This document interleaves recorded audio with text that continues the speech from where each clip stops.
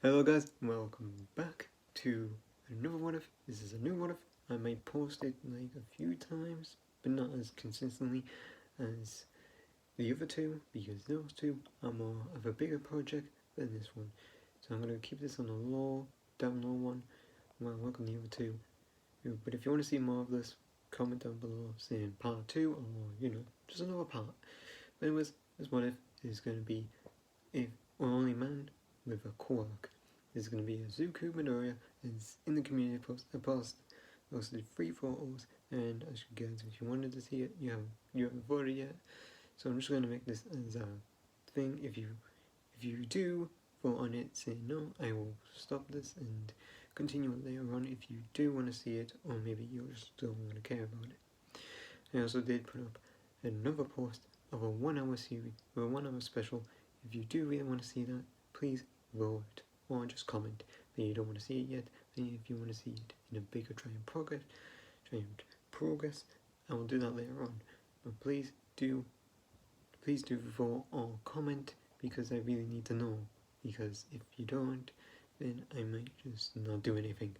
So I need to know. But anyways, let's get right into this, where we start off with Zuku and his sister Azumi. He at the age of 4. As we're gonna go, as Azumi's asking her mother to go visit doctors, and she said, "Go and get your brother, who's probably sitting on the couch reading a book." But Izuku in this one is gonna act more like a self-knowing person. He knows about this world and knows that males don't have quirks, so he doesn't focus on heroes because he knows that heroes dislike males, because males don't have quirks, and some heroes do really want to save some males, because they think all life matters. There's like some heroes, like the top famous heroes, and some others. But honestly, some of us just don't care about them. Other human beings don't care about them, except for Inko. Inko cares about all life.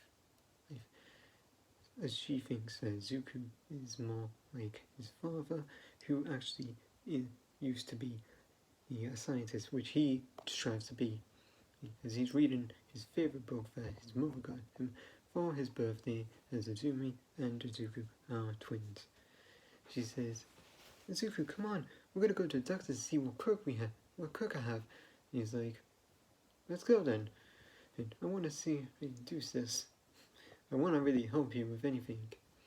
Hopefully help you with any training or something like that. I really want to see you progress as a hero."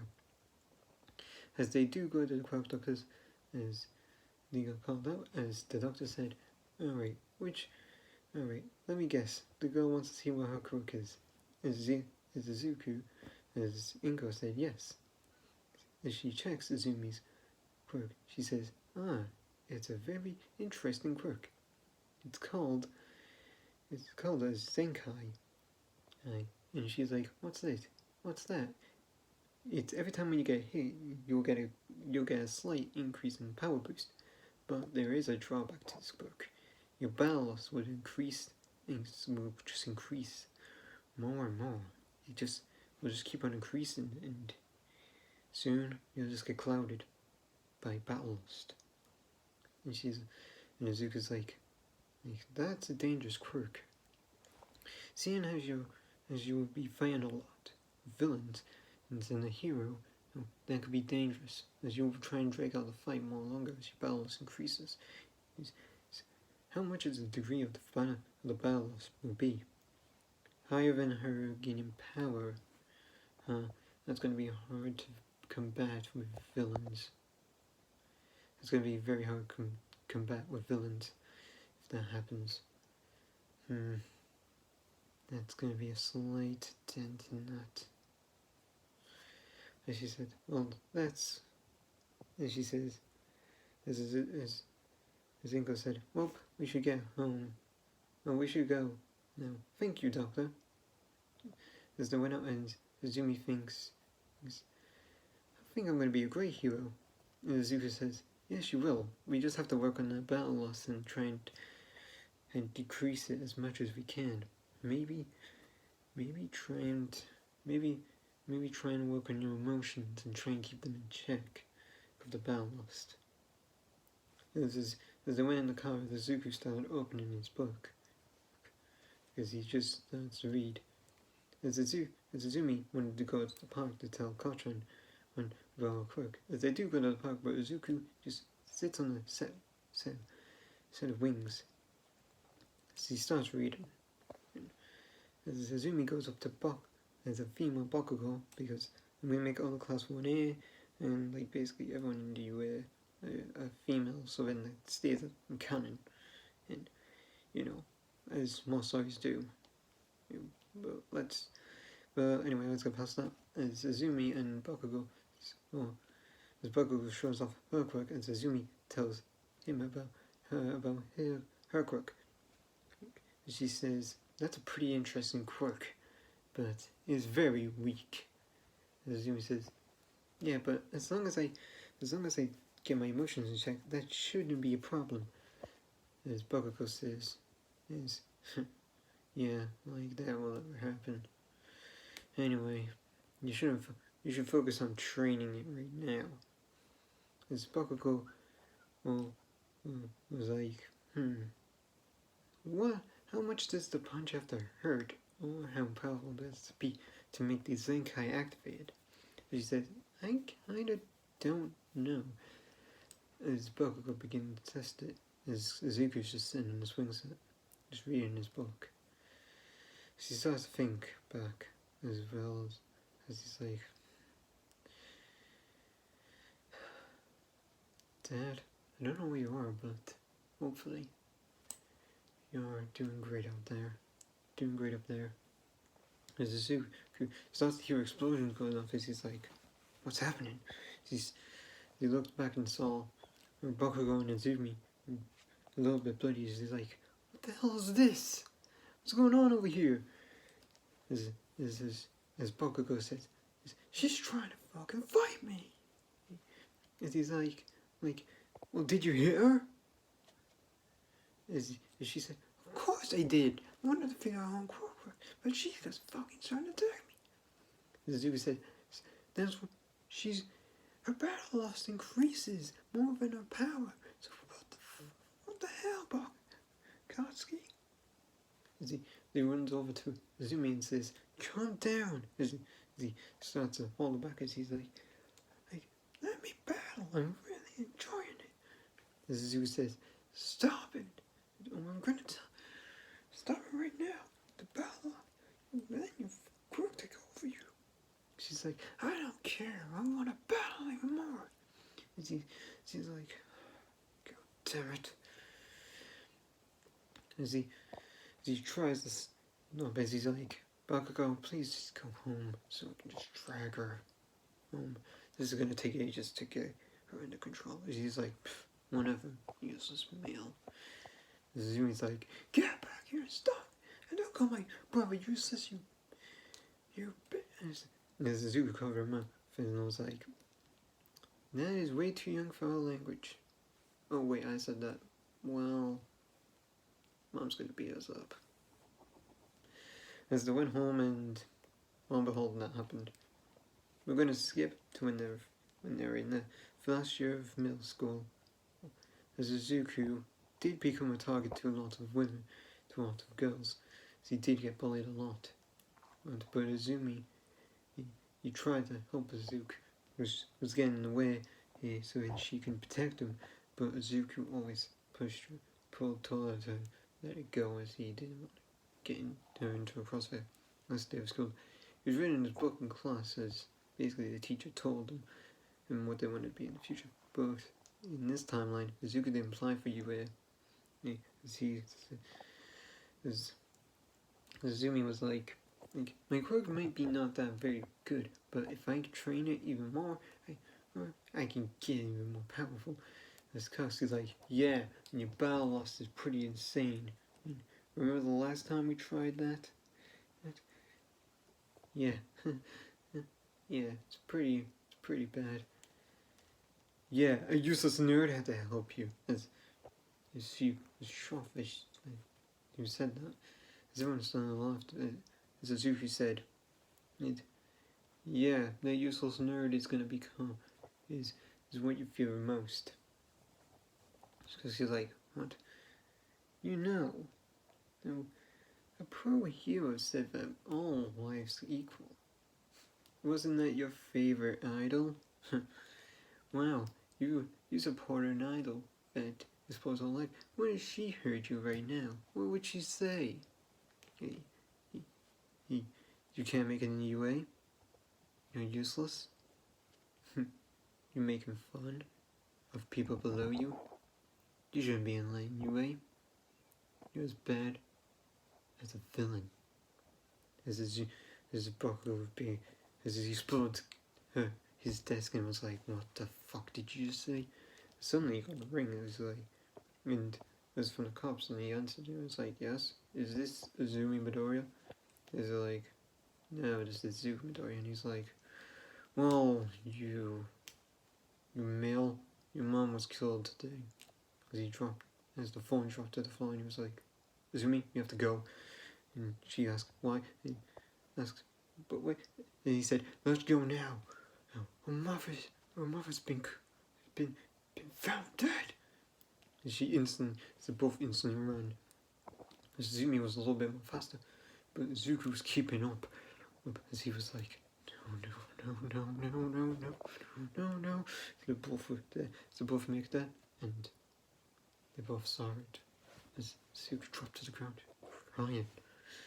As he crept around and was like, as the police were like, Azumi, we're gonna take him, we're gonna get you out of here. And so like, but what about my brother? And they were like, leave this disappointment and come with us. She was like, but my brother, as she said, as they were like, we have to go now. So they left. As Azuka was stuck there, crying. She was like, why? As he began, she was like, I'm going to get my revenge. I will find out who did this and get my revenge. But for right now, I need to bury her and also work on financial business. Just gonna be hard. I'm gonna keep his power secret unless you saw the community post. But if you haven't, you could probably go and see it, and you probably know where it's gonna go. But anyways, 10 months have went past. The entrance exam went okay. And as Zumi passed, as the rest of Class 1A passed. As we skip to the Chocobo, going to a cafe shop, and she was like, after that fight today, I could use a little bit of a drink. She went in there as she sat down and looked at the prices, and she was like, what, these are way too expensive, I can't afford anything. She put down the menu and was like, this is so hard. Hopefully I can give my parents a better living than what we have now. As Izuku was working there, cleaning up a table as he had a drink, as he had like a milkshake in his hand, as the family who wanted that milkshake left, and you were like, damn it. They were gone, but they didn't bring back from the milkshake they ordered. Did I really forget? Well, I don't know what I'm gonna do with this milkshake. As he saw a girl sitting by herself, and he was like, do you want to order anything? Because he was like, I really wish I could, but I can't afford anything here. I'm sorry, I'll just leave. As he said, well, the payer of this milkshake didn't want this, so as he placed it on the table and said, please enjoy, but please don't get anyone else to clean this up. And please don't tell anyone about me, because I can get fired. As he said, well, enjoy. And the chocolate man was like, it's pretty nice. I wish he didn't get fired for this.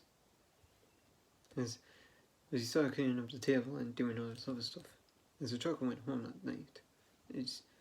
Tomorrow she went there as she saw someone walking in the streets. As she said, hey, you're that guy who gave me the milkshake. And he was like, yeah, well, that's me. And she says, let me guess, you got fired? He was like, yep, got fired. It was very bad.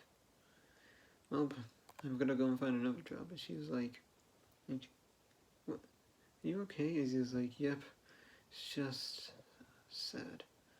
Because even though that this woman's trying to help me, not pay for the house because of how corrupted this society is and how hard it is for me to make the rent. She says that it's fine, but I want to pay for it. It's also very sad that I can't get anything for this, for my adopted daughter. And she's like, wait, adopted daughter? And he's like, well, not really my adopted daughter. I just take care of her like that. And she also calls me Papa, so I can't really do anything against that. She's just too cute. And she was like, you can stay at our house. And she's like, wait, what? No, I can't do that. She says, yes you can. I know it's not much, but if you don't, I know that you're feeling very guilty, so please take this offer as a thank you for that milkshake you gave me. And he says, alright, thank you, Chaco. And he's like, no problem. But anyways, you should go, you can take us to your house and I can wait outside for you if you want. He's like, that'll be nice.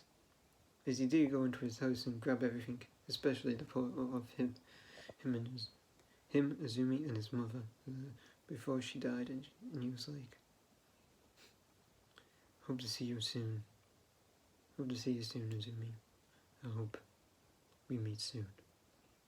As he got out of the house with a baby carrier and was like, alright, let's go. As Uraraka looked in the basket, looked in the carrier and was like, oh my god, she's so cute. And he was like, yeah, she's just so adorable. I just can't believe it. She's this cute. And she was like, well, what happened to her? Where did you find her? And he was like, I don't want to get in the past of that. I don't want to have her have nightmares now. As they got to Ochoko's house, as Ochoco introduced Azuki to her parents, the parents were like, said he can enjoy a stay, but they were a little bit low on cash. As he was like, as they were like, well, we can make you dinner. As he was like, I'll make the dinner. I don't want you guys to worry about me. Yeah, I'll make the dinner this time. I'll make the dinner. As he made a dinner, and they were surprised of how tasty it tasted. Even Ochako was. As he said, and I only tasted your milkshake, and that tastes delicious, but this is unworldly.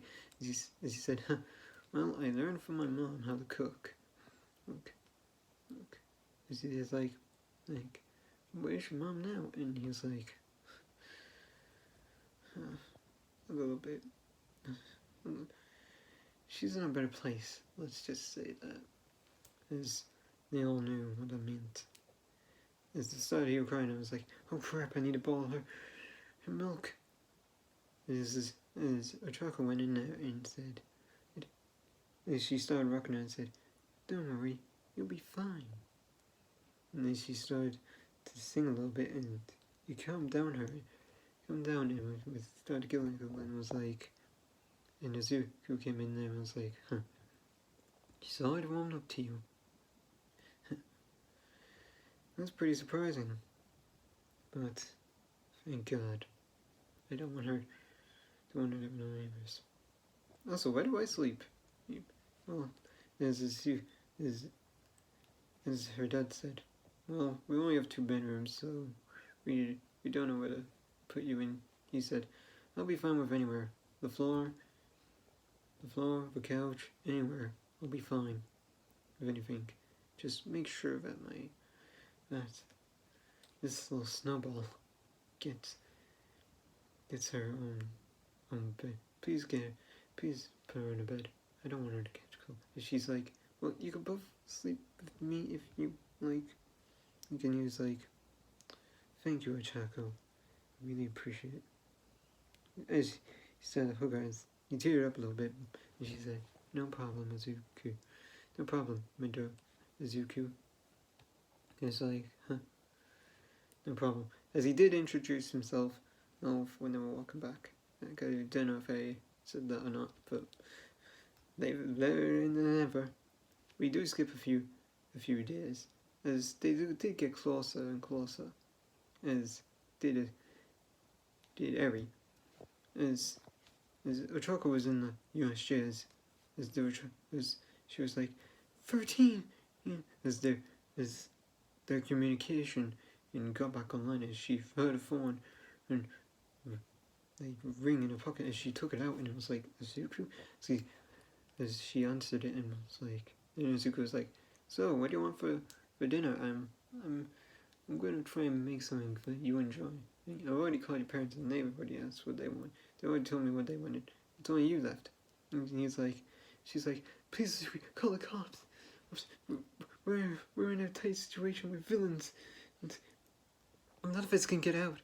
But I don't know how you can communicate with me. But please call the cops." As the call ended, as the communication got blocked, and he was like, as his eye got blue, and was like, "I think it's time. You've given me shelter, and you helped Eri out. Now it's time for me to repay you."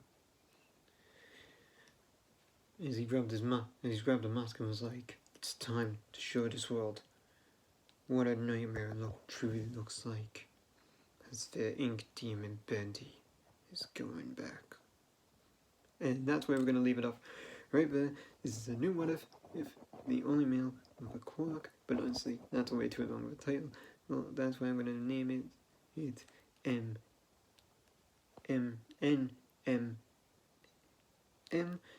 for nightmare mode, for basically the future power of thing.